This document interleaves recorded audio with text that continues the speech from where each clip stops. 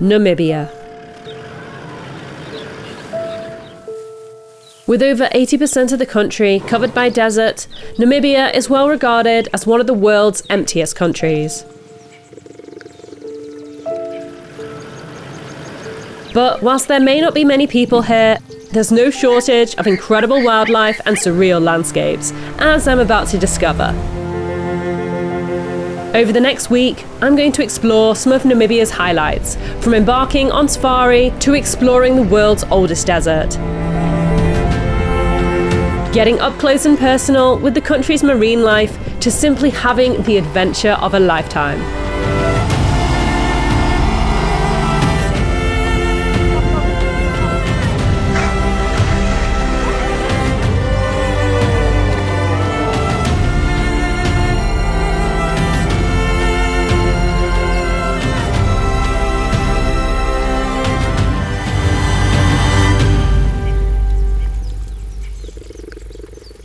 My journey starts just outside Namibia's capital city of Windhoek. You are so cute, aren't you?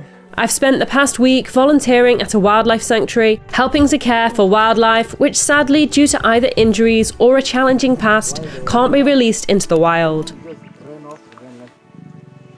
It's my second time volunteering here, and I'm pleased to see firsthand the number of large animals living at the sanctuary has been going down. A hopeful sign that human-wildlife conflict may be decreasing. It's been an incredible week, but now it's time to venture into the wild and see what animals call the Namibian bush home. I'm in the Zania Reserve, one of the closest wildlife reserves to Namibia's capital city. It doesn't take us long to come across wildlife, although it's notable how skittish they are. A group of elands run from us while some springbok eye us warily.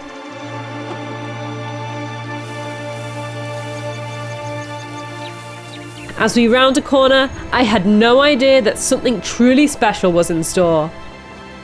I feel like pinching myself as a brown hyena crosses the road right in front of us. Wow. This is my first time ever seeing a brown hyena in the wild. They are typically nocturnal and incredibly rare to see. What an unbelievable start to our safari. I had no idea that this was just one of many special sightings to come. In the distance, we spot huge shapes moving through the bushveld. These three giants are Zania's only elephants, known as Apollo, Ace and Astro. All three bulls were rescued, so they can be quite wary of people. Today, they're feeling particularly shy and retreat into a thicker area of bush. One of the main animals that you can hope to see in this reserve is the white rhino. Our guide has noticed some signs that they are nearby and ushers us out of the vehicle. I feel a tickle of anticipation as we begin to track them on foot. It doesn't take us long to find them.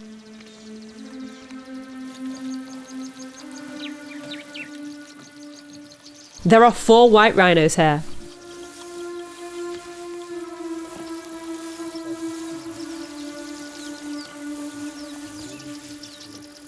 It feels insane to be so close to such majestic animals on foot.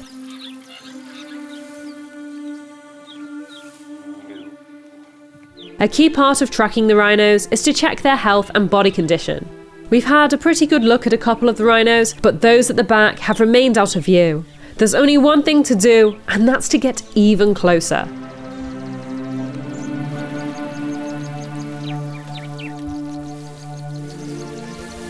I hold my breath as we approach the over 2-ton giants.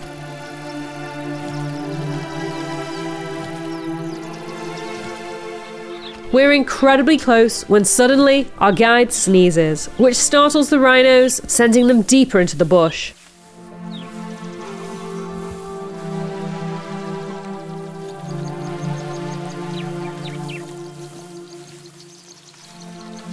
We still haven't checked the condition of all the rhinos, so we continue tracking them and unbelievably managed to get even closer to them. It's a heart-stopping moment. A rhino could do some serious damage if it wanted to. Just look at that horn.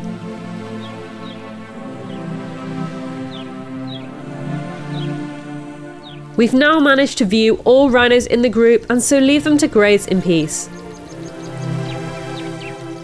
We drive onwards and spot movement at the side of the road. I'm a little slow with the camera, only just capturing the tail as it slithers away, but we've just come across a puff adder, one of Africa's most deadly snakes. In all my time going on safari in Africa, this is only the second time I've ever glimpsed a snake, and it's the first time I've spotted a venomous one. Before long, we come across this idyllic scene. Giraffes and zebras are grazing in harmony, side by side.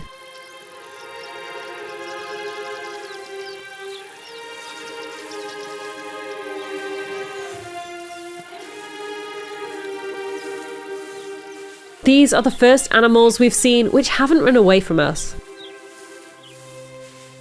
Zanier is a relatively new reserve, being established in 2019. The animals in general aren't quite confident around vehicles yet.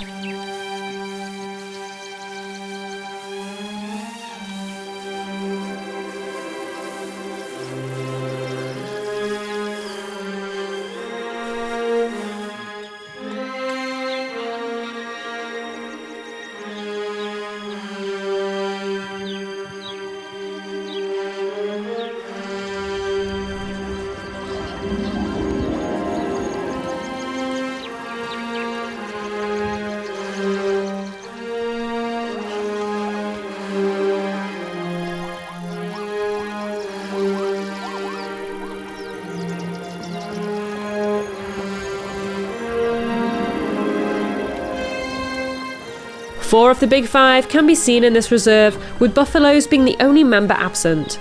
The rest, however, are only here in small numbers. With just 3 elephants, 1 small pride of lions, and leopards only ever seen occasionally on camera trap footage, there's room for smaller species such as the brown hyena that we saw earlier to thrive. And so this reserve presents some fantastic opportunities to spot some of Africa's more elusive animals, particularly nocturnal ones. We have a night game drive planned for later, and I absolutely cannot wait to see what we come across.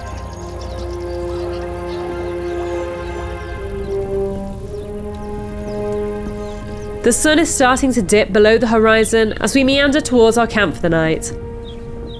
But the wildlife sightings are not done yet. We come across an oryx, an antelope perfectly adapted for desert environments, as well as a steenbok, a majestic kudu bull,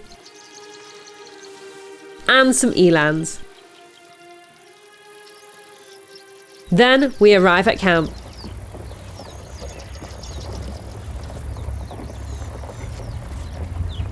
Camp consists of some ground tents, as well as a shared ablution block just a minute or so down the road. It's a gorgeous area, completely surrounded by nature. We enjoy a wholesome dinner as the sun sets, and then, as darkness descends over the landscape, it's time to embark on our night game drive.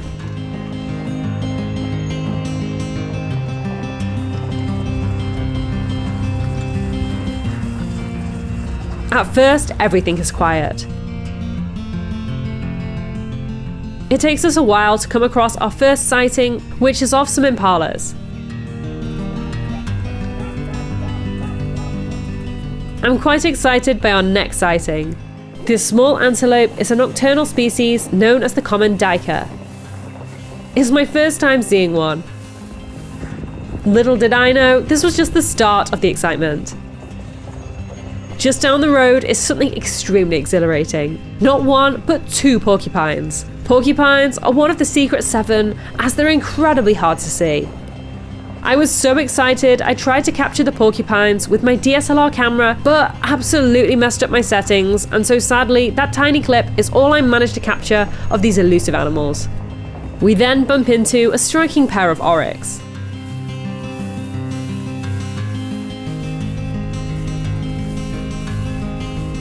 I had no idea that the highlight of our game drive lay just around the bend.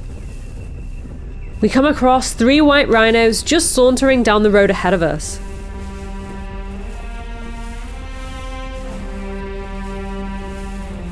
These are different individuals to the ones we saw earlier.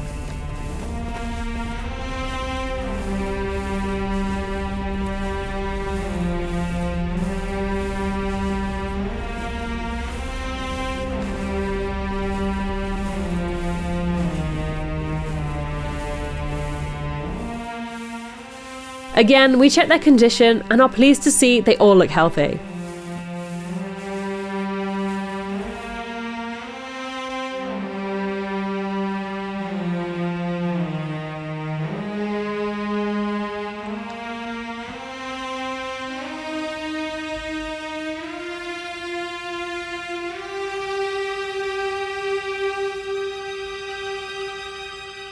It's the perfect end to a fantastic day on safari in Namibia.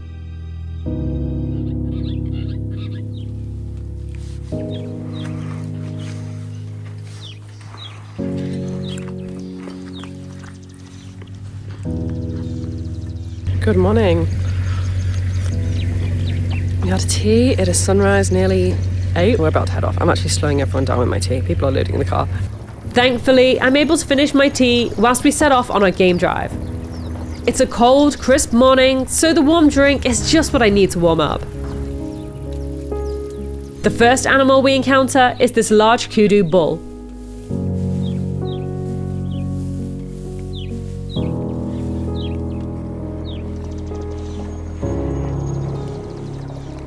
The next sighting absolutely melts my heart. A tiny baby giraffe is running to keep up with its mother. Our guide estimates that this baby is just 4 weeks old.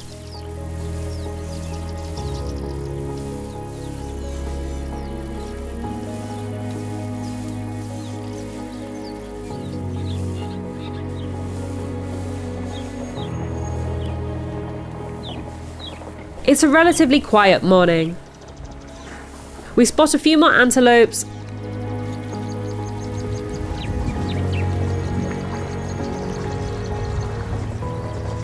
as well as a blackback jackal.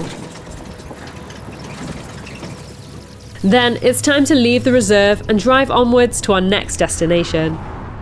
Our next location is the town of Swakopmund, perched upon Namibia's coastline. Known as the adventure capital of Namibia, I'm curious to see what this coastal town has to offer.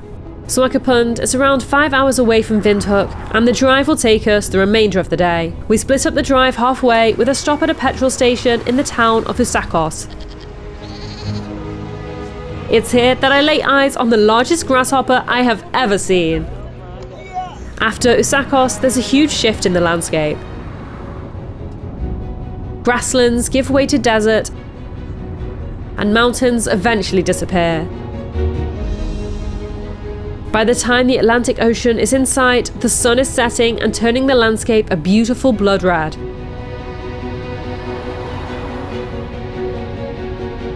It's the perfect welcome to Swakopmund. The next morning, it's time to head out on our first adventure. Swakopmund is situated in the heart of the Namib Desert and is surrounded by towering dunes. Today, we're heading deep into the dunes on quad bikes. Our goal is to see what desert wildlife we can encounter. As we're venturing out into the desert, we pass a curious camel. Although exciting, this doesn't count as a wildlife sighting as these are domestic camels. And then we're off. We travel in single file following the tracks of our guide. This is important as there are areas of deep sand where we could easily get stuck, as well as drops which we could fall down. As the desert opens up, I can't get over the beauty of the landscape. The dunes seem to go on forever. Before long, we come to a stop atop a large dune.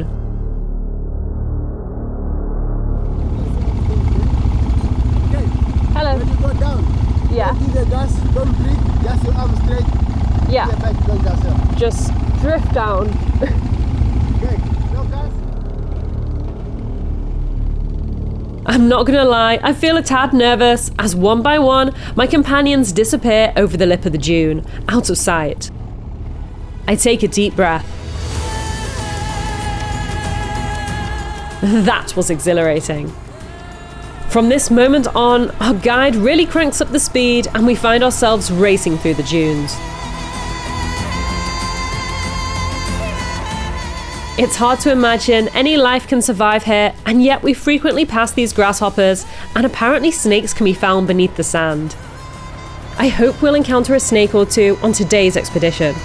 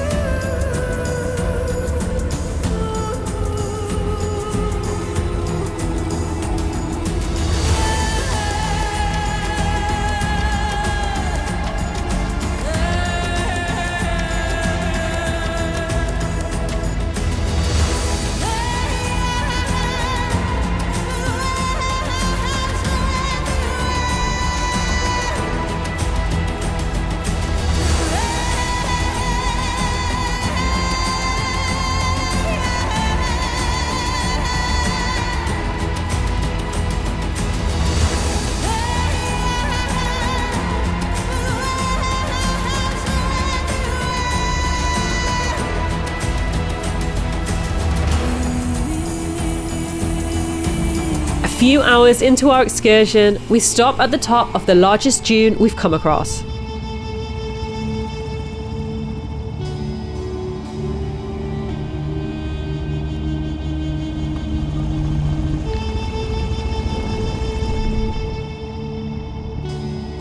Hello. Oh wow.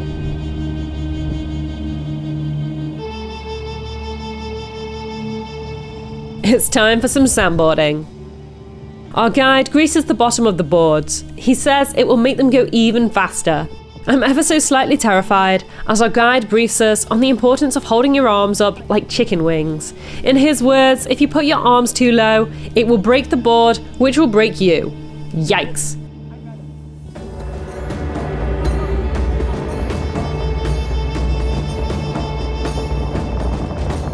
Okay, that was seriously fun, but now we have to trek all the way to the top of the dune again. Not quite as fun.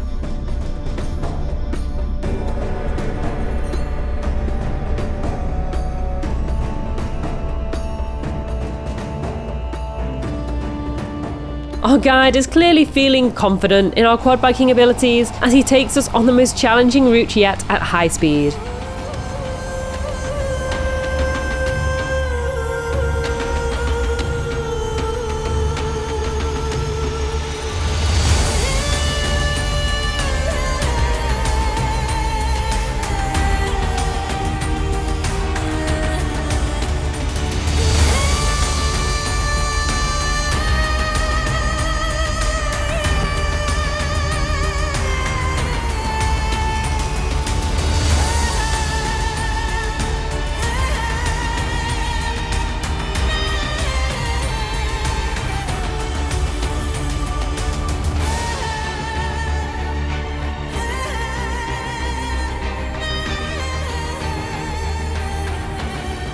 After over 3 hours in the desert, it's time to call it a day. We may not have seen any desert snakes, but the experience was exhilarating and completely worth it.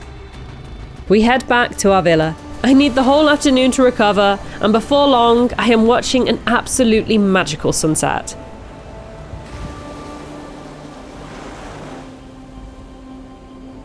As we call it a night, I feel extremely excited. Tomorrow, we have something incredible planned. It's another beautiful day on Namibia's Skeleton Coast, and I'll honestly never tire of this view. After a leisurely morning, we make tracks, journeying south to the town of Walvis Bay. It takes just 30 minutes to reach Namibia's second largest city. Walvis Bay is the gateway to one of Namibia's most famous attractions. But before we get there are a few other cool sights to see. First on our agenda is an area known as the Flamingo Lagoon.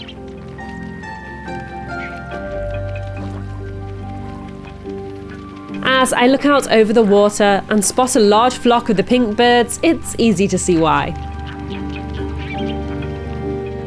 We spend some time admiring the great birds before it's time to hop back in the Land Cruiser and head to our next stop.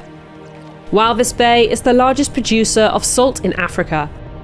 This huge mound here is of pure salt.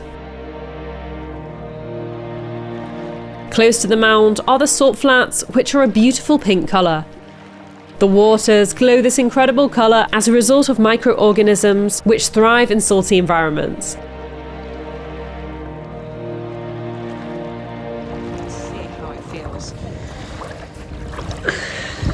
Oh, it's quite firm. Just need to make it like taste it. Just gonna taste it. Definitely salt. Our journey soon takes us away from civilization down a very special beach. Now, I don't know about you, but I have never driven on a beach before, and so this moment right here simply takes my breath away.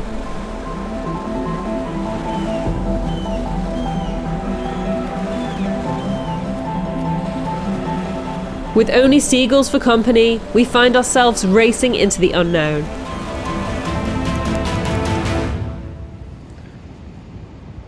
So we've stopped in the desert on our Sandwich Harbour tour.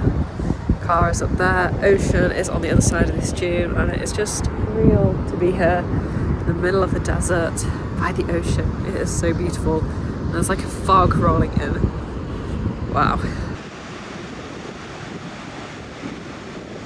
Now, I've been impressed with the desert landscape that we've seen so far. I had no idea that things were about to get even better.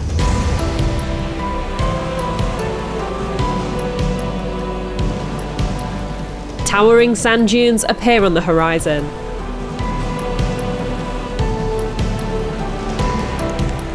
This is a landscape unlike anything I have ever encountered. Some of the tallest sand dunes in the world meeting the ocean. This incredible stretch is known as Sandwich Harbour. Admiring these dunes from the comfort of the car is one thing. I'm keen to survey the landscape from a different vantage point, which means climbing this near vertical wall of sand. Not an easy feat, but so worth it for these unique views. Climbing up the dune.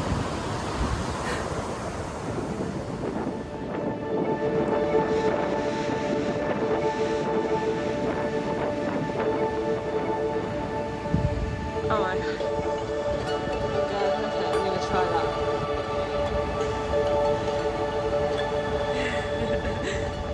Yeah, doesn't look like I'm that high, but I am.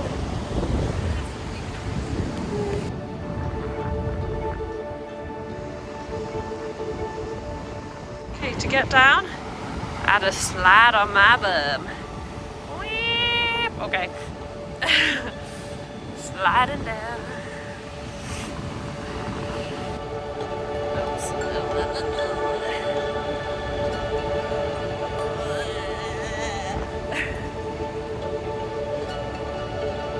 See how far I've come?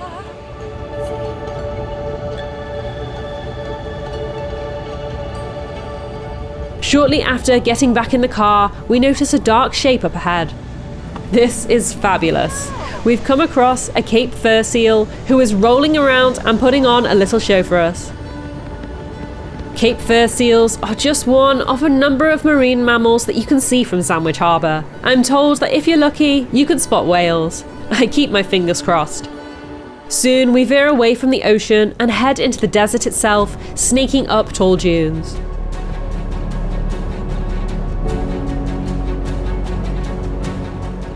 Now it's time for some serious off-road driving.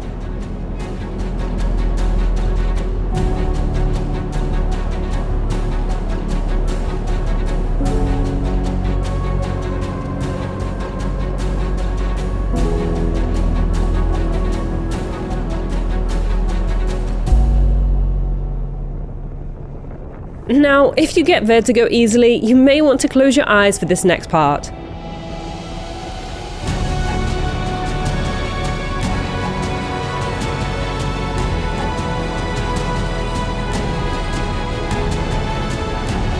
That was seriously fun, but that was just a little taster of what is to come.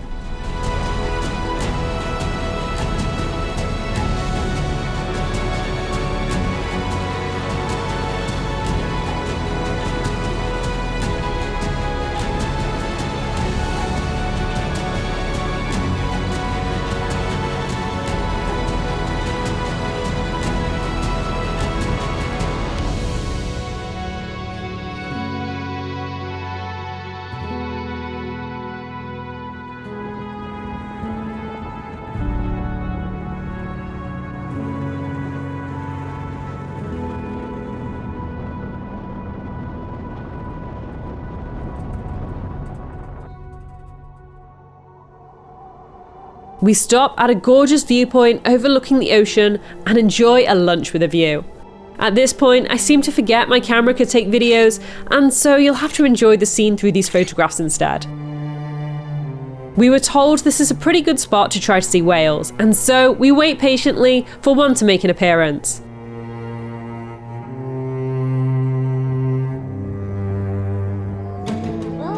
I can't believe it. We really did see a whale blow some water, but good luck spotting it on this video. It may not be the best clip of a whale, but I don't feel disappointed, as tomorrow I will have ample opportunities to spot more.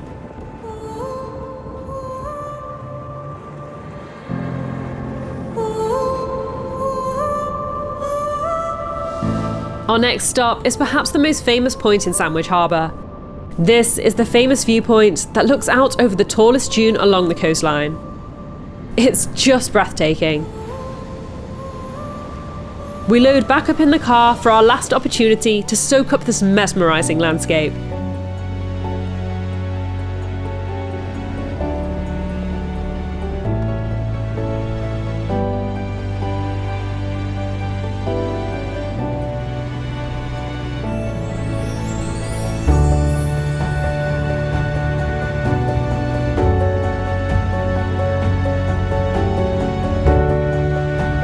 The sun is starting to set as we reach the coastline once more.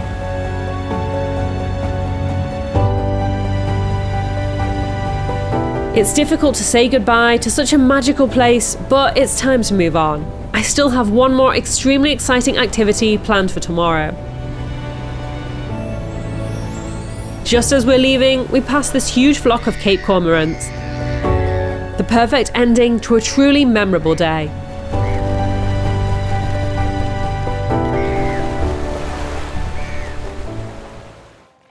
My morning starts in Walvis Bay Marina. Today, I'm going on a catamaran cruise to hopefully see more of Namibia's marine life. It's typical, I nearly missed the boat. I went to the bathroom just at that moment. Now it's here, my silver sand. Okay, joining the queue.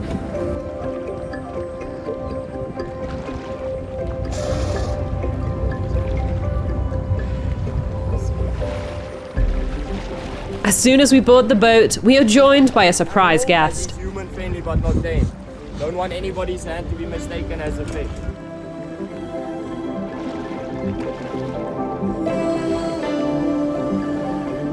The seal, known as Georgie, is completely relaxed on the boat. Georgie is a wild Cape fur seal, but as he grew up in the marina, he became very comfortable around people and their fish, and quickly became content to jump on boats like this in the hopes of getting some fish. Now Georgie is what we call a Cape fur seal, or we refer to it as a brown fur seal. The whales like Georgie can weigh anywhere from about 150 kilograms up to about 350 kilograms. Now your females will average in weight from 100 kilos up to about 120 kilos. Our guides try to encourage him off the boat with some fish, which eventually works.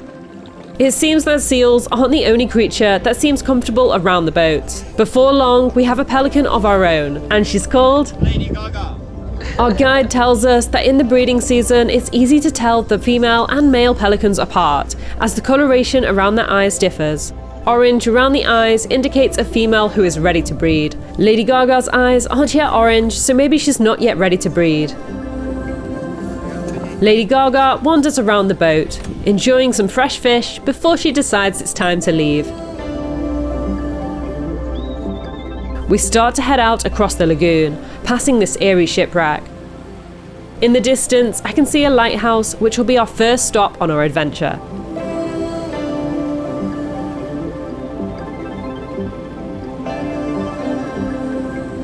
There's a cold breeze blowing, and to warm us up, we're offered what they call a sailor's coffee, which is actually brandy.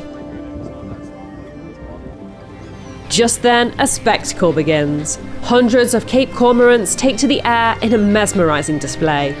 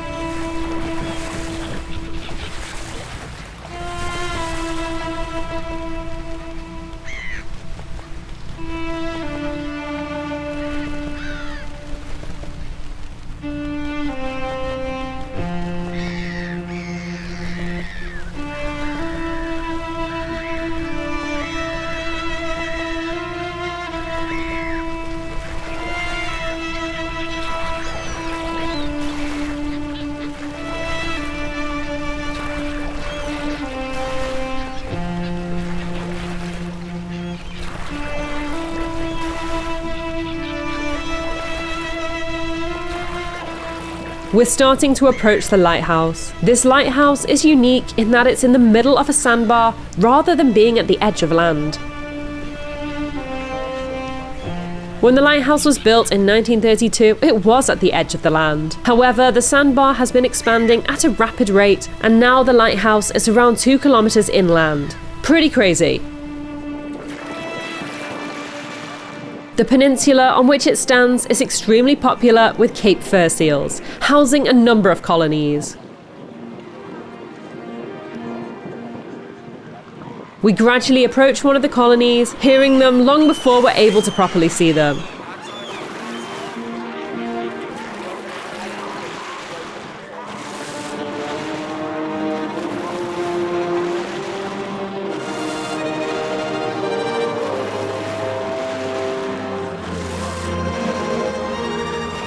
These guys are noisy and absolutely adorable. I love watching them play in the water.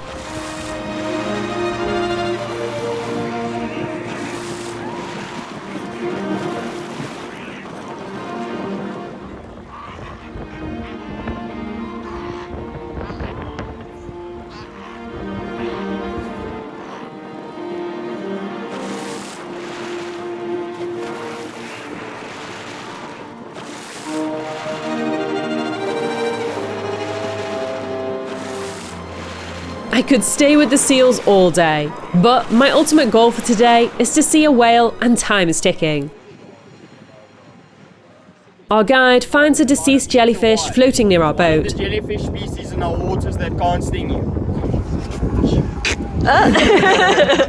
It felt pretty slimy, as you'd expect. Just then, there's movement at the bow of our boat.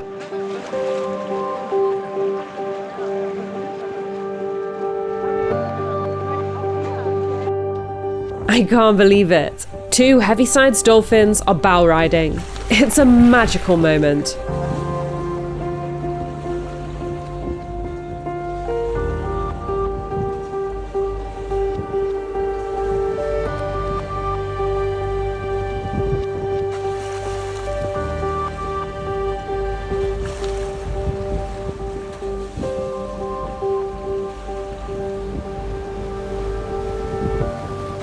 Heavy-sized dolphins can only be seen between South Africa and Angola on Africa's west coast, so this sighting feels very special. Before I know it, we're completely surrounded. There are dolphins everywhere.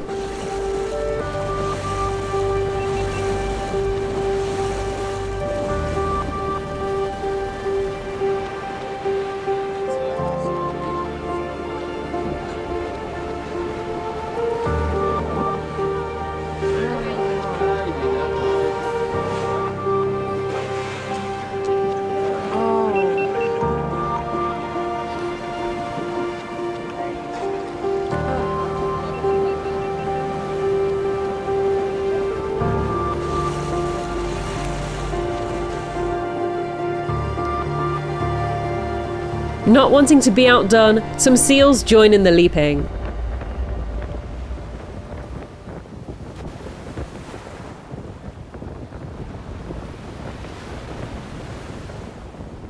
And then... no way. We found a humpback whale. This is incredible. I had hoped to see a humpback whale, but I never dreamed that it would actually happen. And at such close range as well.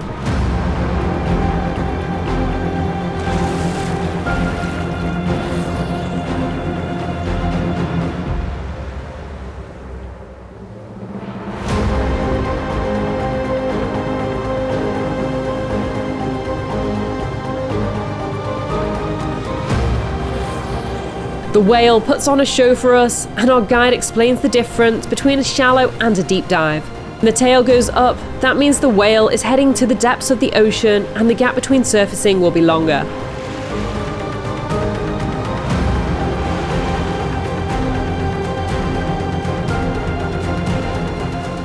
The whale shows its majestic tail as it goes for another deep dive. And, completely enthralled by what we've seen, we decide to gradually head back to the harbour. We enjoy some lunch before we're joined by another pelican. This beautiful female is called Macaroni and she's in her breeding colours. As the catamaran cruise comes to an end, so does my week exploring Namibia. Namibia is out of reach. I head back to the villa for one last magical sunset before it's time to say farewell. It's been an incredible week exploring one of my favourite countries. If you want to go on your own safari in Africa, I'm here to help. I can put you in contact with my absolute favourite tour operators who have provided me with exceptional safari experiences across the continent. To receive free no obligation quotes for them, click the link in the video description or pinned comment, or simply scan this QR code on screen. When it comes to the best countries for safari, Namibia has strong competition from neighbouring Botswana. Watch this video next to see why I believe Botswana may just have the edge and provide you with the best safari experience in Southern Africa.